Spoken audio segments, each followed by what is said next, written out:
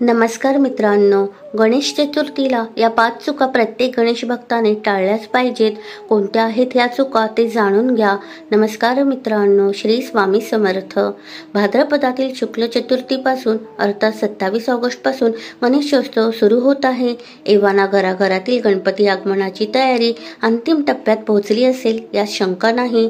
बाप्पा वाजत गाजत येऊन मकरात विराजमान झाले आणि प्राणप्रतिष्ठा झाली. ही सगळी मेहनत सार्थकी लागल्यासारखी वाटते. त्यांनी आणि ज्यांच्या घरी गणपती येत नाहीत त्यांनी सुद्धा गणेश चतुर्थीला कोणती पत्ते पाळले पाहिजेत हे आजच्या व्हिडिओच्या माध्यमातून जाणून घ्या. ज्यांच्या घरी गणपती येतात त्यांच्याकडे सोहळे तर पाळले जातातच, परंतु ज्यांच्याकडे गणपती येत नाहीत त्यांनी देखील निदान गणेश चतुर्थीच्या दिवशी आपल्या लाडक्या बाप्पासाठी सोहळे पाळायला हवे असे शास्त्र सांगते. सोहळे पाळायचे म्हणजे नेमके काय करायचे हे समजून घेण्यासाठी या 5 चुका कटाक्षाने टाळाव्यात, जेणेकरून घरातले पावित्र्य अबाधित राहील. गणपतींची प्राणप्रतिष्ठा आपल्या सोयीच्या वेळेत न करता दिलेल्या शुभ मुहूर्ताच्या आतच करा. भारतीय पंचांगानुसार आपल्याकडे सूर्योदयाची तिथी मानण्याची प्राचीन परंपरा असल्यामुळे श्री गणेश चतुर्थी गणपती प्राणप्रतिष्ठा पूजा बुधवारी 27 ऑगस्ट 2025 रोजी करावी असे सांगितले जात आहे. 27 ऑगस्ट 2025 पासून गणेशोत्सव सुरू होत आहे आणि शनिवारी 6 सप्टेंबर 2025 रोजी अनंत चतुर्दशी आहे. या दिवशी गणेशोत्सवाची सांगता होईल. आपल्या घरात गणपती बसत नसले तरी देवाऱ्यातल्या गणपतींची यथासांग पूजा करून गूळ खोबरे किंवा मोदकांचा नैवेद्य दाखवावा.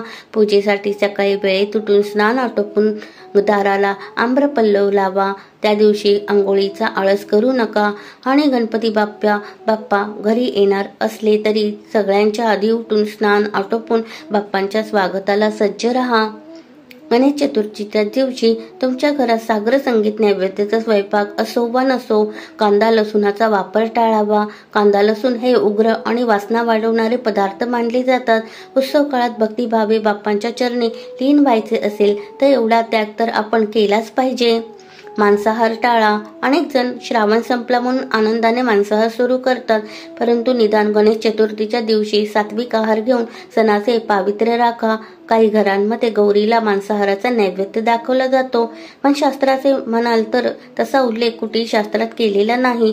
त्यामुळे वर्षानुवर्षे चालणारा प्रघात या नावाखाली मांसाहारी नैवेद्य करायचा आणि आपणही तो ग्रहण करावा हे शास्त्रीय दृष्ट्या योग्य नाही.